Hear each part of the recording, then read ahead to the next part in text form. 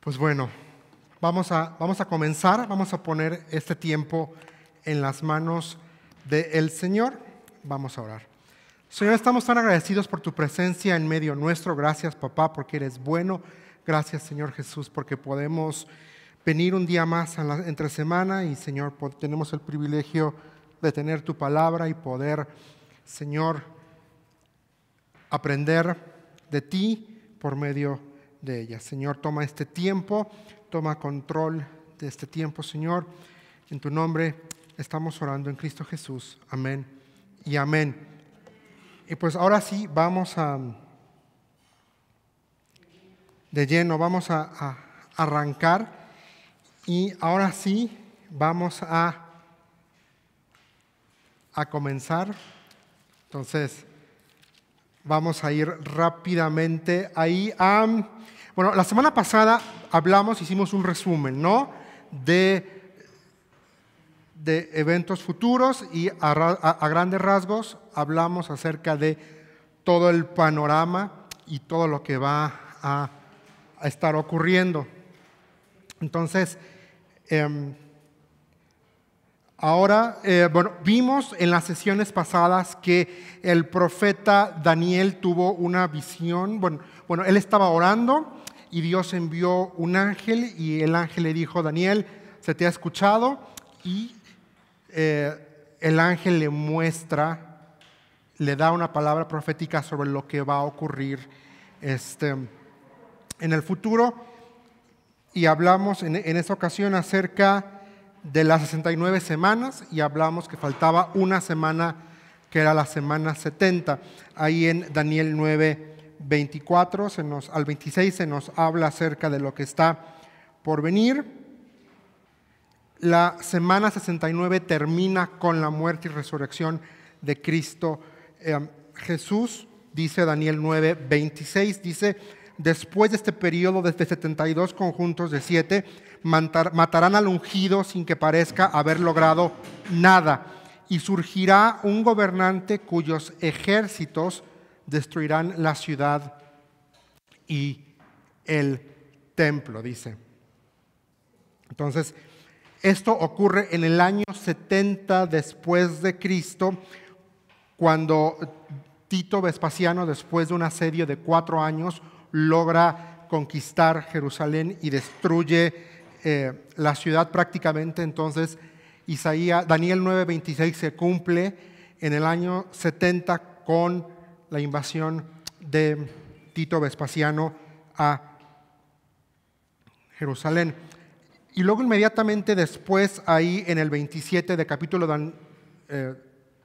versículo 27 del capítulo 9 de Daniel, dice: el gobernante firmará un tratado con el pueblo por un periodo de un conjunto de 7, pero al cumplirse la mitad de ese tiempo pondrá fin a los sacrificios, y eso es importante, y a las ofrendas. Como punto culminante de todos sus terribles actos, colocará un objeto sacrílego que causa profanación hasta que el destino decretado para ese profanador finalmente caiga sobre él. Ahora, aquí varias cositas. Primero, está ya hablando de lo que va a ser las últimas semanas, la semana 70. Y está hablando de el gobernante. ¿Quién es el gobernante? Este es la persona o la figura del anticristo. Con el pueblo, ¿a quién está hablando? ¿De qué pueblo está hablando? De Israel, el Israel étnico. Pero al cumplirse la mitad de ese tiempo, es decir, a los 3 años y medio, dice: pondrá fin a los sacrificios y a las ofrendas. Y esta frase es importantísima de entender, porque ahorita, desde el año 70, cuando Tito Vespasiano invade Jerusalén y destruye el templo, hasta la fecha no hay templo en Israel donde los judíos puedan hacer lo que dice ahí, sacrificios y ofrendas que forman parte de su ritual como tal. Acuérdense que ellos tenían que sacrificar para hacer expiación. Es parte de, en la actualidad, no recuerdo cuál es la explicación que ellos dan para brincarse la cuestión de los sacrificios. Pero según este texto, por lo que nos da a entender ahí cuando dice pondrá fin a los sacrificios, nos da a entender que nuevamente el sistema sacrificial va a entrar en acción, va a estar en activo. Obviamente ahorita en la actualidad no está en activo porque no hay templo en Jerusalén donde ocurra estas cosas. Entonces, la primera parte cuando dice el gobernante firmará un tratado de paz, algo tiene que haber en cuestión política en el Medio Oriente y particularmente en Jerusalén, en Israel, para que pueda llegar a un acuerdo y los judíos puedan reconstruir el templo y puedan volver a tener este sistema sacrificial. Hoy en la actualidad lo que se conoce como el domo dorado en Israel ahí hay de chile, mole y pozole. Tú entras y de un lado están los judíos, del otro lado los musulmanes, de otro lado los cristianos, y es un sincretismo increíble que a los ojos de Dios es abominable. Pero hoy en día así está el domo dorado en Israel. De un lado musulmanes, de otro judíos y de otro lado los cristianos. Entonces, todavía no llegamos a ese punto. Ahora, la pregunta aquí a contestar es, ¿cuál es el propósito de esta semana 70, de este periodo de tiempo que acabamos de leer en Daniel 9:26? El propósito prácticamente es que el pueblo de Israel se arrepienta, pero al mismo tiempo es un periodo de juicio. Dios va a ejecutar juicio sobre su casa, vamos a ponerlo así, va a veces a depurar. Es la última llamada de atención. Y todos al menos yo soy hijo y fui hijo más chiquito, y para ponerme en orden había juicio, ¿no? Y lo hacían porque me amaban, porque querían que se corrigieran algunas actitudes o algunas cuestiones que no eran correctas. Este periodo de tiempo tiene esa función. Dios va a traer juicio porque es la última llamada de atención principalmente para su pueblo, pero también para todos aquellos que estén dispuestos a escuchar. Entonces, conforme vaya avanzando el tiempo, la severidad de los juicios van a ir aumentando, va a ir subiendo. Pero durante este tiempo Dios va a evidenciar tres cosas. Va a evidenciar su poder, va a evidenciar su dominio y va a evidenciar su soberanía. Son tres cosas que Dios va a evidenciar o a manifestar durante este periodo de tiempo: su poder, su dominio y su soberanía. Entonces, justamente lo que leímos ahí en Daniel 9:27 se nos va a ser descrito a mayor profundidad y a mayor descripción a partir de Apocalipsis capítulo 6 y hasta Apocalipsis capítulo 19. Todo eso, esos capítulos nos van a arrojar luz a lo que va a ocurrir en estos 7 años. Pero previo a que esto suceda, sucede algo en el cielo. Es la previa, como le llamarían en algunos lugares. Hay una previa antes de que suceda. Y es interesante porque justo antes de que en la tierra arranque un periodo de juicio, de severidad, de catástrofe y de cuestiones así, dice que hay adoración. Vamos a ver, dice Apocalipsis capítulo 4. ¿Quién escribe Apocalipsis? Juan, el apóstol Juan. También se le conoce como Juan el revelador, pero es Juan.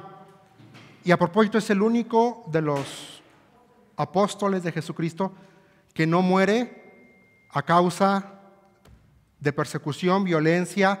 Es desterrado en la isla de Patmos y ahí es donde él tiene esta revelación, y él es el único que muere de viejito. Todos los demás por cuello. Todos los demás murieron. Entonces, todos. Pero ve lo que dice Apocalipsis capítulo 4. Dice, entonces mientras miraba, vi una puerta abierta en el cielo y la misma voz que había escuchado antes me habló como un toque de trompeta. ¿Quién le había hablado antes? Acuérdense, ¿quién viene hablando desde capítulo 2 hasta el capítulo 3? Cristo. Entonces, Cristo le vuelve a hablar y le dice, la voz dijo, sube aquí y te mostraré lo que tiene que suceder después de esto. Es interesante porque no dice lo que puede, dice lo que tiene que suceder. Sí o sí va a pasar lo que está por describirse en los siguientes capítulos. Dice, y al instante yo estaba en el Espíritu y vi un trono en el cielo y alguien sentado en él. El que estaba sentado en el trono brillaba como piedras preciosas, como el jaspe y la coralina. El brillo de una esmeralda rodeaba el trono como un arco iris. Lo rodeaban 24 tronos en los cuales estaban sentados 24 ancianos. Todos vestían de blanco y tenían una corona de oro sobre su cabeza. Del trono salían relámpagos y un estruendo de truenos. Delante del trono había 7 antorchas con llamas encendidas. Esto es el Espíritu de Dios de 7 aspectos. Ahora, Reina Valera va a traducir aquí 7 espíritus. Y vamos a ver por qué no es la mejor traducción, porque eso se puede prestar a una mala interpretación. Versículo 6 dice, delante del trono también había un mar de vidrio brillante, reluciente como el cristal. En el centro y alrededor del trono había 4 seres vivientes, cada uno cubierto de ojos por delante y por detrás. El primero de esos seres vivientes era semejante a un león. El segundo era como un buey. El tercero tenía cara humana y el cuarto era como un águila en vuelo. Cada uno de los seres vivientes tenía 6 alas y las alas estaban totalmente cubiertas de ojos por dentro y por fuera. Día tras día y noche tras noche repiten continuamente, Santo, Santo, Santo es el Señor Dios, el Todopoderoso, el que siempre fue, que es y que aún está por venir. Cada vez que los seres vivientes dan gloria, honor y gracias al que está sentado en el trono, el que vive por siempre y para siempre, los 24 ancianos se postran y adoran al que está sentado en el trono. Y otra vez nos dice el texto, y el que vive por siempre y para siempre. Y ponen sus coronas delante del trono diciendo, tú eres digno, oh Señor nuestro Dios, de recibir gloria y honor y poder, pues tú creaste todas las cosas y existen porque tú las creaste según tu voluntad, dice el texto. Vamos por partes. ¿Qué está pasando? En el cielo, cronológicamente, ¿qué pasó? La iglesia ya fue quitada, ya subió a el tribunal de Cristo, ya fue desposada y aquí está representado en estos versículos Dios Padre, Dios Hijo y la iglesia. Vamos a ir para allá. Estamos aquí. Ahorita lo vamos a ir viendo. Y sí, se nos dicen ahí algunas figuras que nos pueden sacar de onda, ¿no? Pero vamos por partes.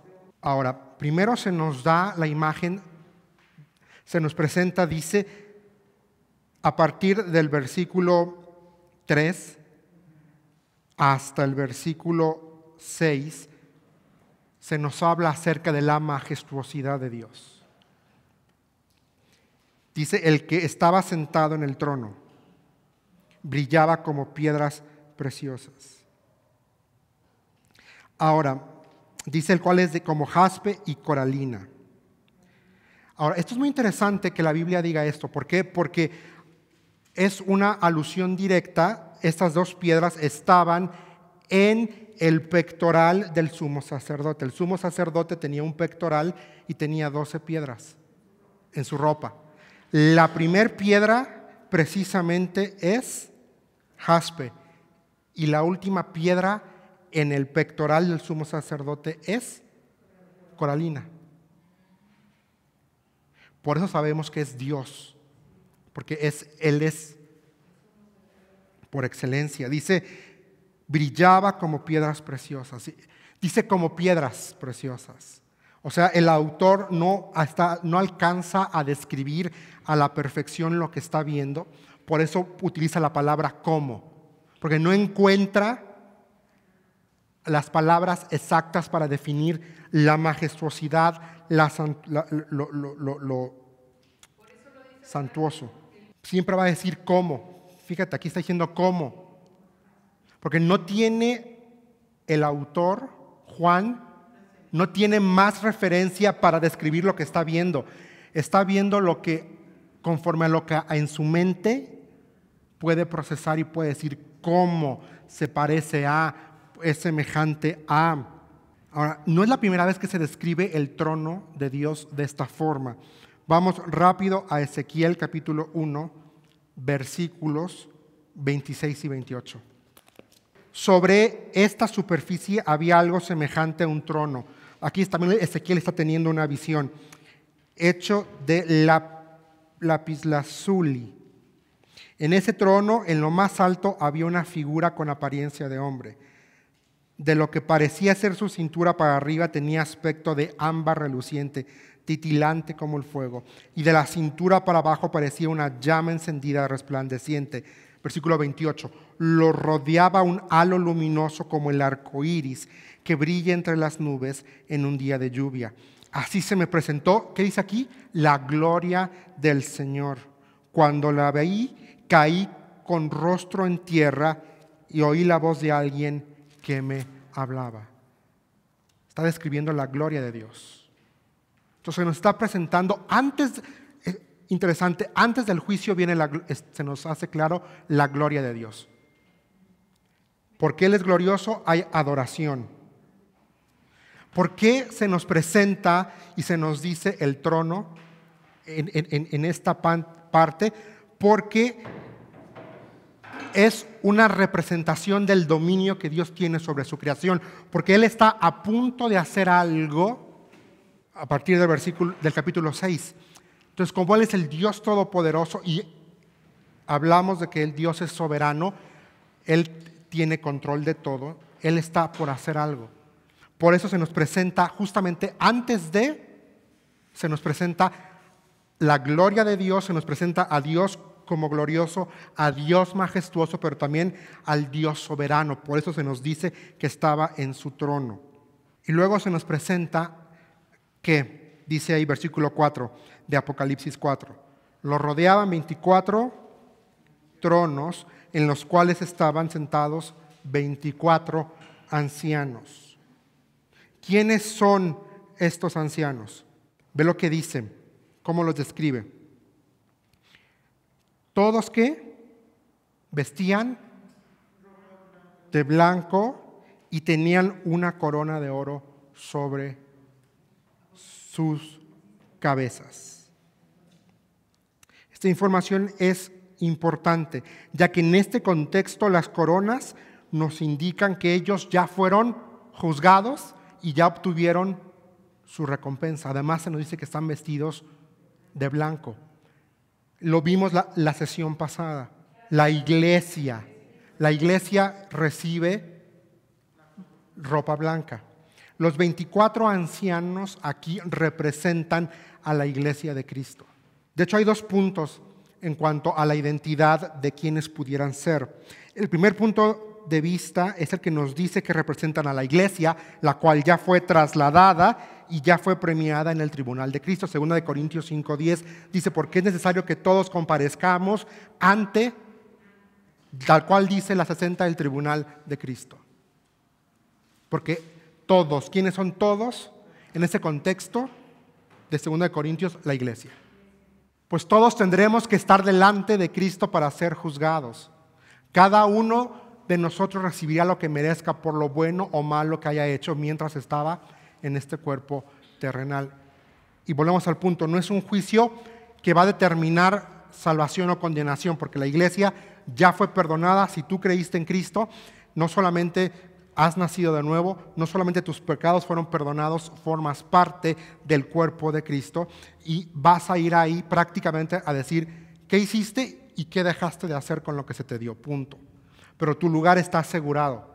Nadie ya te va a sacar. Ahora, el segundo punto de vista sugiere que pudieran ser ángeles a quienes se les dio una responsabilidad mayor, pero no hace mucho sentido que los 24 ancianos sean ángeles de un rango superior. Vamos a ir rápidamente ahí mismo a Apocalipsis 5, porque aquí Reina Valera 60 nos traduce de una forma que nos da mayor luz respecto a la identidad de estos 24 ancianos. Dice, desde el 9 al 10, dice, y cantaban un nuevo cántico diciendo, digno eres de tomar el libro y de abrir sus sellos. Dice, porque tú fuiste inmolado y con tus, aquí viene la frase importante, y con tu sangre nos has redimido para Dios. Nos has redimido.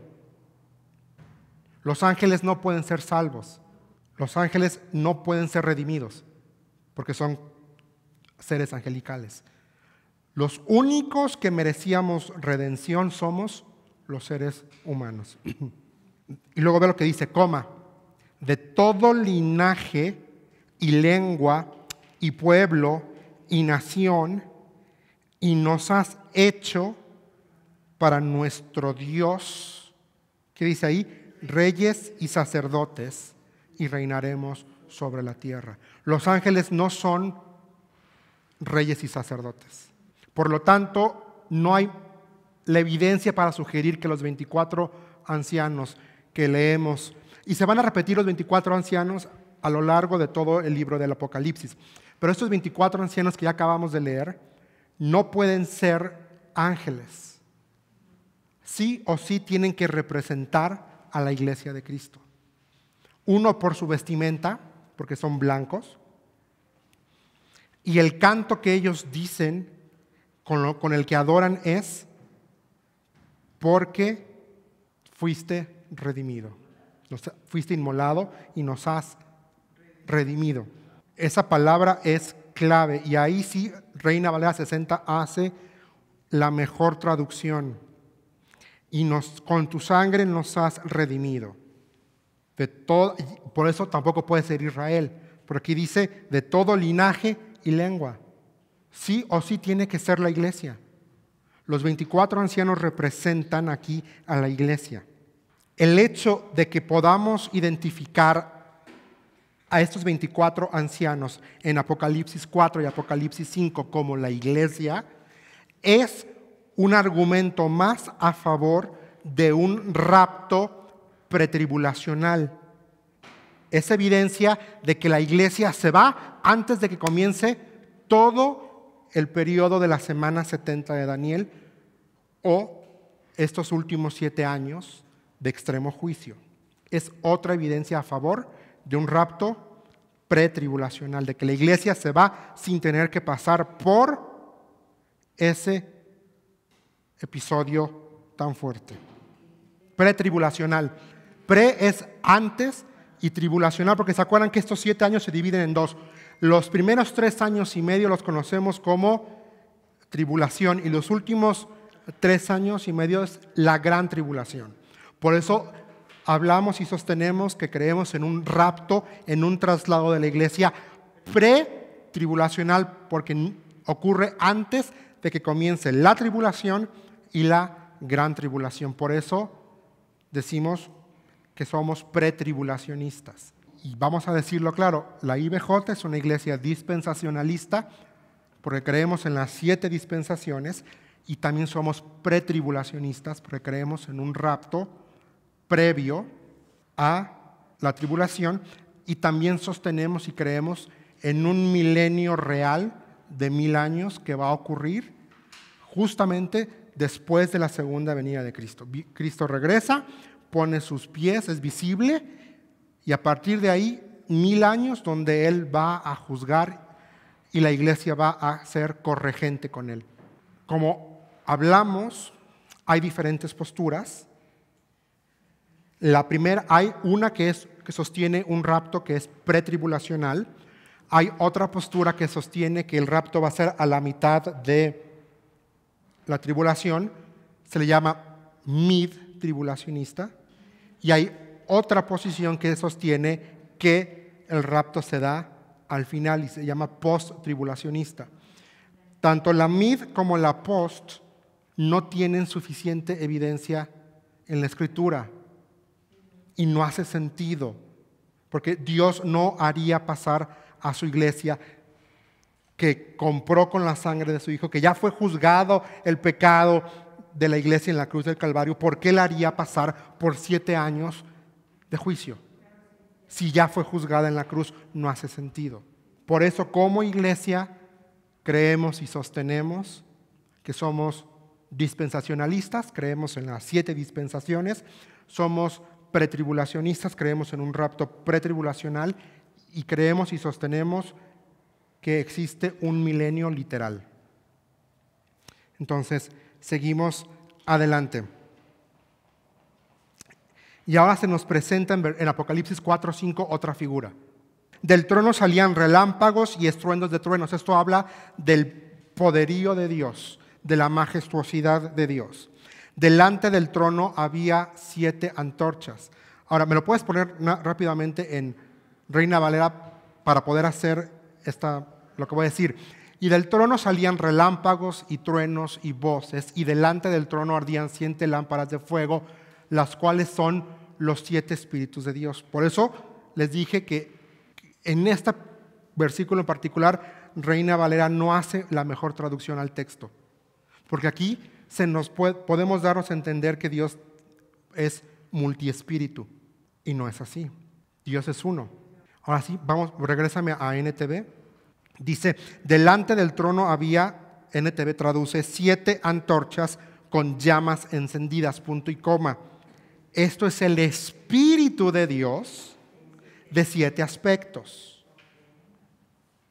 Porque el Espíritu Santo es uno solo. Y estos 7 aspectos son 7 características del Espíritu. No son 7 espíritus individuales. Aquí Apocalipsis no está hablando tampoco de 7 ángeles designados. Está haciendo alusión directa al Espíritu Santo y a 7 funciones que hace el Espíritu. Vamos rápidamente a Isaías. Isaías 11:2 en la Biblia de las Américas dice, y reposará sobre él el Espíritu del Señor. O sea, ¿Espíritu de quién es? Uno es del Señor. Y luego aquí viene Espíritu de sabiduría, 2. Y de inteligencia, 3. Espíritu de consejo, 4. Y de poder, 5. Espíritu de conocimiento, 6. Y de temor del Señor, 7. Son las 7 características del Espíritu Santo. 1, que es de Dios. 2, sabiduría. El Espíritu Santo trae sabiduría. 3, inteligencia. Si a alguien le falta sabiduría, pídala a Dios, el cual la da abundantemente y sin reproche, dice la Biblia. Espíritu de consejo. Jesús dice, yo me voy, pero les mando al Espíritu Santo, el cual les va a recordar mis palabras y les va a enseñar. Y de poder, Hechos capítulo 1, y me seréis testigos cuando haya venido sobre ustedes el Espíritu Santo, espíritu de conocimiento y de temor. Lo que vemos en Apocalipsis 4:5 no son 7 espíritus. Está hablando del Espíritu Santo divino de Dios y de los 7 aspectos o 7 cualidades del Espíritu Santo. Que no se nos olvide. Pero además de 24 ancianos, hay que en el trono según Apocalipsis 4. Regresemos a Apocalipsis 4. Se nos presenta a Dios en su trono, luego se nos presenta 24 ancianos, luego el candelabro y luego 4 seres vivientes. El doctor John F. Valverde, que fue el segundo presidente del Seminario Teológico de Dallas, nos ayuda mucho diciendo, probablemente simbolizan los atributos de Dios, su omnisciencia y su omnipresencia. Nos muestra ver estos 4 seres, indicada por la referencia de que están llenos de ojos. El hecho de que están llenos de ojos hace alusión a la omnipresencia y omnisciencia de Dios. pero también representan los atributos de Dios. Porque ve cómo dice, cada uno cubierto de ojos por delante y por atrás, o sea, lo ven todo. Y luego a partir del versículo 7 de Apocalipsis 4 se nos describe a estos 4 seres. Dice, el primero era semejante a un león. El segundo era como un buey. El tercero tenía cara humana y el cuarto era como un águila en vuelo. El león nos deja ver la majestuosidad y la omnipresencia de Dios. El león representa la majestad y la omnipotencia de Dios. El águila representa la soberanía suprema de Dios y omnipotencia de Dios. El león, la majestad y omnipotencia de Dios. El águila representa la soberanía. Y también hay otra tercera forma en la que podemos ver a estos 4 seres. Y la otra forma en cómo podemos interpretar a estos seres, que es la que a mí se me hace muy bonita y tiene como también mucho sentido, representan a Cristo como nos fue revelado en los evangelios. Los 4 seres representan a Cristo como Él nos fue revelado en los evangelios. En Mateo se nos presenta a Cristo como el león de la tribu de Judá. En Marcos se nos presenta a Cristo como el siervo, como un siervo. Y el buey en el contexto judío representaba eso, servicio. En Lucas, el tercer animal, o la tercera figura aquí que dice no es animal, dice el tercero tenía cara humana. Porque en el Evangelio de Lucas se nos presenta a Cristo como el Verbo encarnado. El cuarto dice que era como un águila en vuelo. El Evangelio de Juan nos presenta la divinidad de Cristo. Y eso es lo que el águila representa. El águila representa la divinidad. El águila representa la divinidad del Hijo. Los evangelios, Mateo, te lo repito, nos presenta a Cristo como el león de la tribu de Judá. Marcos nos presenta a Cristo como el siervo sufriente. Y en el contexto judío, el buey es el animal siervo, el que es el de servicio, el que utilizaban. En Lucas se nos presenta a Cristo encarnado. Por eso el tercer ser viviente de Apocalipsis 4 dice que tenía como forma humana. Y el águila dice que es Juan, la divinidad de Cristo. Y luego ve lo que dice, versículo 8 de Apocalipsis 4. Cada uno de los seres vivientes tenía 6 alas, y las alas estaban totalmente cubiertas de ojos por dentro y por fuera. Es decir, Dios lo ve todo, Dios lo sabe todo, lo conoce absolutamente todo. Y luego viene algo hermoso, dice, día tras día y noche tras noche, repiten continuamente. Y aquí se nos va a presentar la primera de 14 doxologías que vamos a encontrar en el libro del Apocalipsis. A veces pensamos en Apocalipsis como que solo describe el fin, que solo describe juicio, pero vamos a encontrar 14 doxologías a partir de este punto en adelante. ¿Qué es una doxología? Es declarar gloria a Dios. Es darle la gloria a Dios por quién es Él. Y por eso dice, santo, santo, santo es el Señor Dios Todopoderoso. Apocalipsis 4:8. El que siempre fue, que es y que aún está por venir. Son 14 doxologías. Apocalipsis 4:8, quien da la alabanza son los 4 seres. Quien recibe la alabanza es Dios el Padre. La segunda doxología está en Apocalipsis 4:11. Quien la da son los 24 ancianos. Quien recibe la gloria es Dios el Padre. Pero luego la doxología va a cambiar en Apocalipsis 5, versículos 9 y 10. Aquí quienes dan la alabanza a Dios son los 24 ancianos y los 4 seres. Y quien recibe la alabanza es el Cordero. Vamos a Apocalipsis 4, versículo 9. Aquí nos dice, ve lo que dice. Cada vez que los seres vivientes dan gloria y honor y gracias al que está sentado en el trono. No se nos dice directamente como tal Dios, pero inferimos.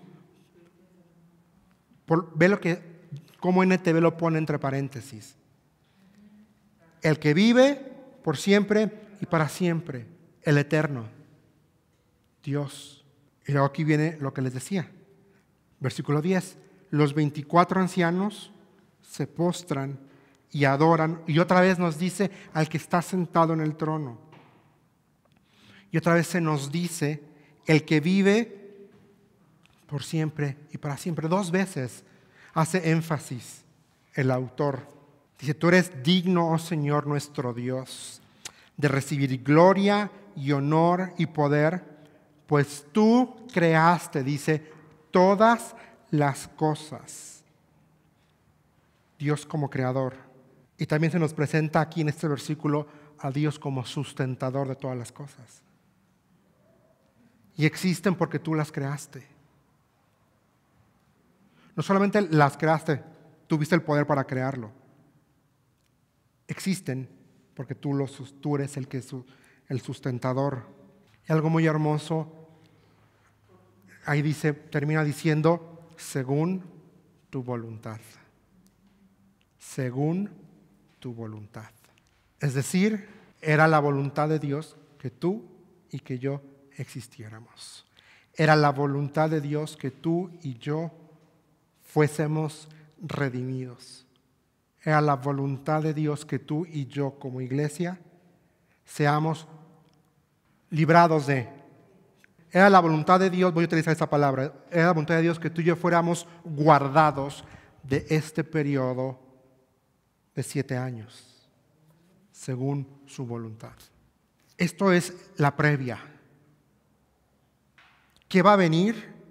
A partir del capítulo 5 vamos a ver 7 sellos. Desde Apocalipsis 6 hasta Apocalipsis 8:5 vamos a ver 7 sellos. El primero es un caballo blanco, el segundo es un caballo rojo, el tercero es un caballo negro, el cuarto es un caballo amarillo, el quinto son almas que están en el altar, el sexto es un gran terremoto, el séptimo me llena a mí porque dice que es un gran silencio. Dice, y hubo silencio en el cielo.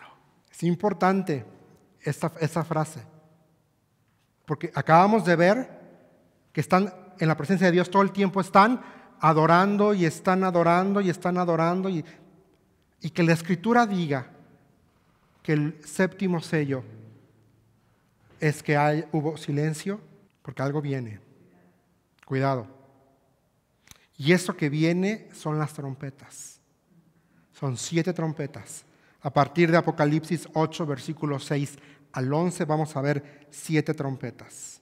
Y a lo largo van a estar presentes, todavía hablando de la doxología, vamos a ver a los 24 ancianos, aparecen en Apocalipsis 4, 11, Apocalipsis 5, 9 al 10, Apocalipsis 7, 11, vuelven a aparecer en Apocalipsis 11, 16 y 18, vuelven a aparecer hasta Apocalipsis 19, 4. Están presentes los 24 ancianos a lo largo de todo este panorama y a lo largo de toda.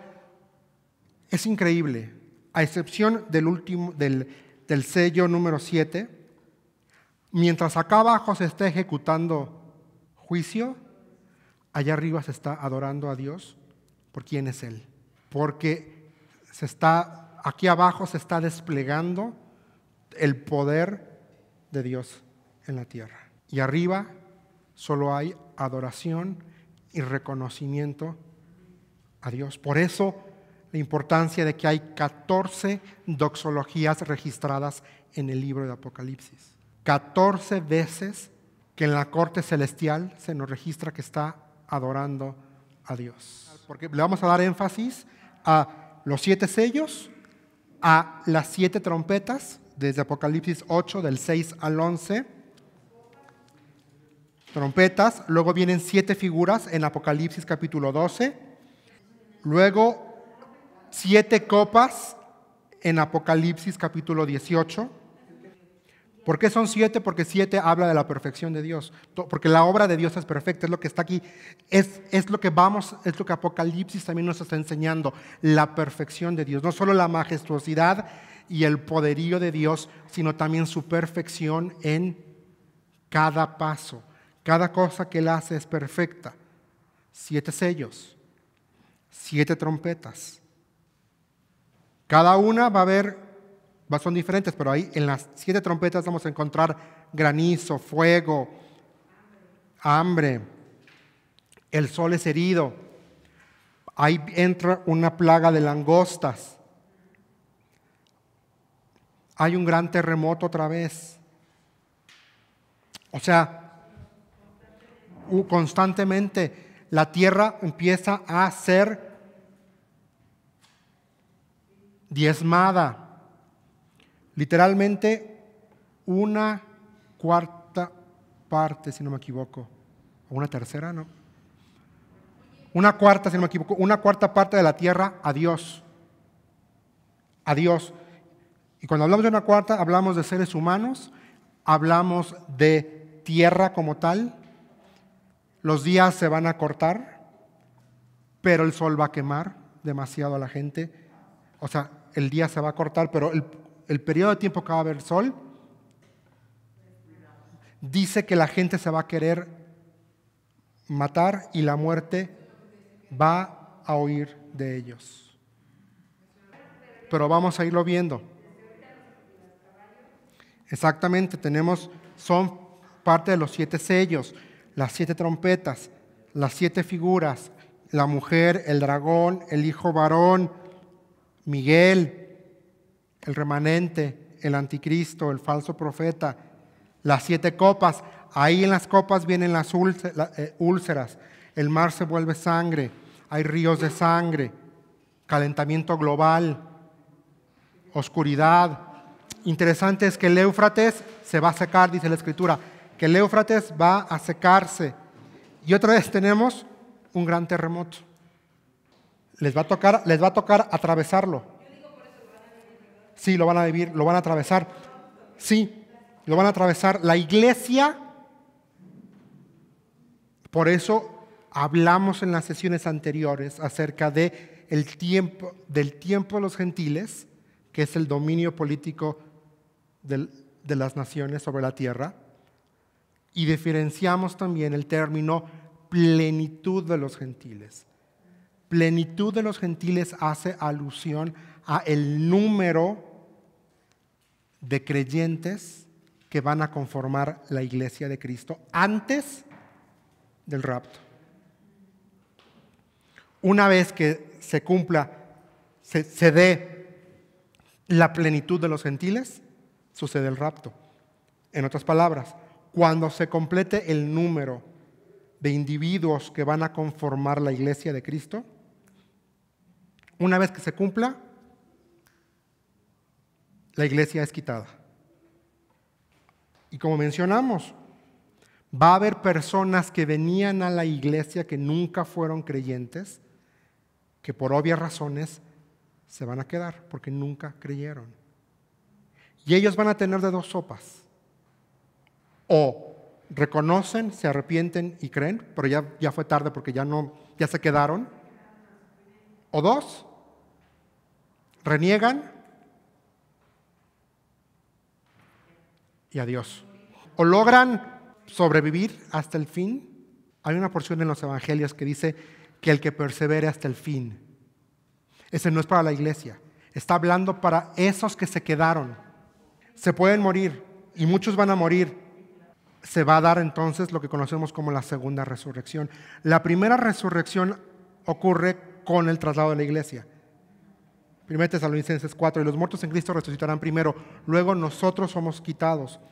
Luego lo vamos a ver, Apocalipsis 24. Después vi tronos y los que estaban sentados en ellos habían recibido autoridad para juzgar. Vi las almas de aquellos que habían sido decapitados por dar testimonio acerca de Jesús y proclamar la palabra de Dios. Ellos no habían adorado a la bestia ni a su estatua, ni habían aceptado su marca en la frente o en las manos. ¿Qué dice? Volvieron a la vida y reinaron con Cristo durante 1000 años. Van a morir, pero van a resucitar. Habrá algunos que van a entrar vivos, y también van a entrar vivos judíos, y van a entrar vivos también gentiles, porque sobre alguien va a gobernar, sobre alguien tiene que gobernar Cristo en el milenio, sobre estos seres humanos, que van a ser pocos, ¿verdad? Porque ya diezmada la población por lo que hemos visto. Luego vienen ya a juicio. Y así durante estos 1000 años, al principio la gran mayoría va a reconocer a Dios como el soberano. Y va a morir gente durante estos 1000 años. Y junto con otros son los que van a resucitar en la tercera resurrección. Hay una tercera resurrección al final del milenio. La tercera, ve lo que dice Apocalipsis 20:13. Ahí vamos a encontrar la tercera. El mar entregó a sus muertos, y la muerte y la tumba también entregaron sus muertos.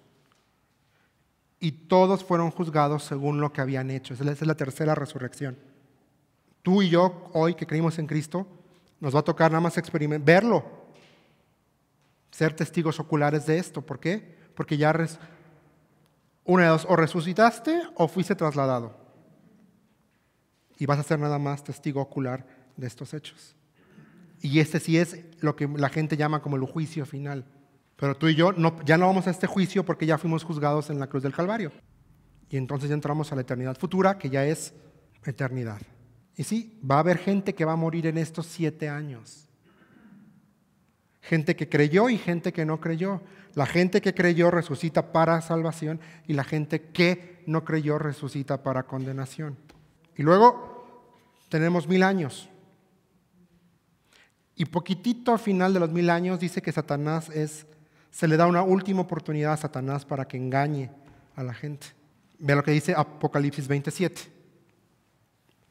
Cuando se cumplan los 1000 años, Satanás será liberado de su prisión. Saldrá para engañar a las naciones, llamadas Gog y Magog, por todos los extremos de la tierra. Las reunirá a todas para la batalla, un poderoso ejército tan incalculable como las arenas de la orilla del mar. Y los vi cuando subían por toda la anchura de la tierra y rodeaban al pueblo de Dios y a la ciudad amada. Pero cayó fuego del cielo sobre el ejército que atacaba y lo consumió. Versículo 10. Después el diablo que los había engañado fue lanzado al lago de fuego que arde con azufre. ¿Qué dice ahí? Donde ya están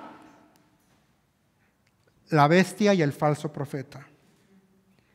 Allí serán atormentados día y noche por siempre, jamás, dice NTV. Pero ve lo que dice ahí, versículo 7, cuando se cumplan los 1000 años, Satanás será liberado. Eso es la previa al juicio final, a lo que conocemos como el juicio del trono blanco. ¿Por qué decimos que es así? Porque así empieza Apocalipsis 20:11. Y vi un gran trono blanco, dice la Escritura. Por eso se llama el juicio del trono blanco, el juicio del trono blanco. Porque dice, y vi un gran trono blanco y al que estaba sentado en él. Ve lo que dice. La tierra y el cielo huyeron de su presencia, pero no se encontraron ningún lugar donde esconderse. Vi a los muertos, tanto grandes como pequeños, de pie delante del trono de Dios. Los libros fueron abiertos, entre ellos el libro de la vida. A los muertos se les juzgó de acuerdo a las cosas que habían hecho según lo que estaba escrito en los libros. El mar entregó sus muertos y la muerte y la tumba también entregaron sus muertos, y todos fueron juzgados según lo que habían hecho durante este periodo de 1000 años. Entonces la muerte y la tumba fueron lanzadas al lago de fuego. Este lago de fuego es la segunda muerte, y todo el que no tenía su nombre registrado en el libro de la vida fue lanzado al fuego. Adiós. Se acabó. Bye. Y ese es el destino para todo aquel que no creyó en Cristo. Ese es el destino. Oremos. Señor, estamos tan agradecidos por tu amor.